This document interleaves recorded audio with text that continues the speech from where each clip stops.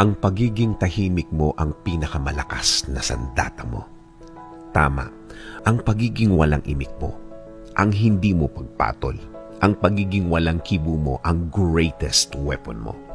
Habang patuloy ang pagsira ng ibang tao sa'yo, akala nila mahina ka, akala nila wala kang kalaban-laban, akala nila para kang hangin lang. Kahit naman ang hangin kapag naipon, nagiging bagyo. Pero ang naipon mong lakas, sa iba mo gamitin. Gamitin mo ang naipon mong lakas sa diretsyong gawa, diretsyong trabaho.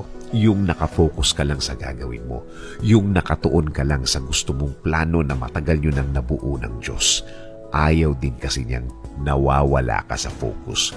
Gusto pa din niya na hindi ka mawawala sa focus. Hindi nawawala ang concentration. Kahit sa isang napakahirap at napakabigat na problema, piliin ang pagiging silent o pagiging tahimik. Tama, di ba? Nangyari na ba sa'yo yung ang bigat-bigat ng lahat? Pinili mong manahimik at habang pabigat ng pabigat, mas lalo kang naging tahimik. I-feel